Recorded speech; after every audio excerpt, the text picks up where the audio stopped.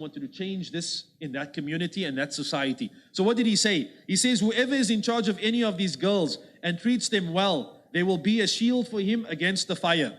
So if you have daughters, you take care of them, you look after them, you preserve them, the fact that you've done that, Allah subhanahu wa ta'ala will put a shield between you, a barrier between you and the fire of Jahannam. He even stressed that women must be given their rights and be well cared for, and commanded Muslims to make this issue their concern and advise one another to do so. The Prophet said, take good care of women. In fact, when did the Prophet say this?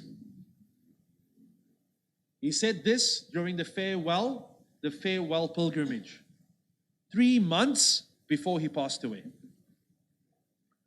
And he gave it in an address in front of, more than 100,000 people. Those people came to perform the Hajj, the pilgrimage. And the Prophet spoke to all of them. And one of the points of advice in that sermon was, take good care of your wives. Why? Because they are a responsibility that Allah subhanahu wa ta'ala has given you. So take care of them. Treat them well.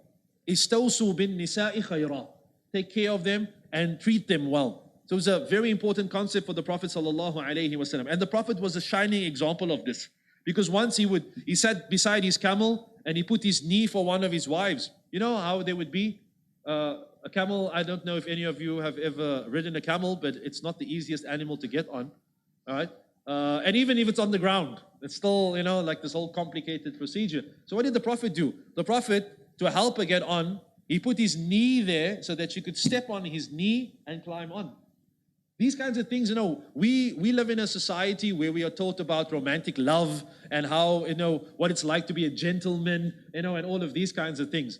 But that's at the beginning, in the courtship and in the honeymoon period. And then afterwards, there's so many memes about this, where there'll be one and then the husband's like opening the door for his wife, or he's walking through the doorway, then he stands aside and he holds it for that she can enter. And then the next one, like it says 1 year later, the husband lets the door slam into his wife's face, right?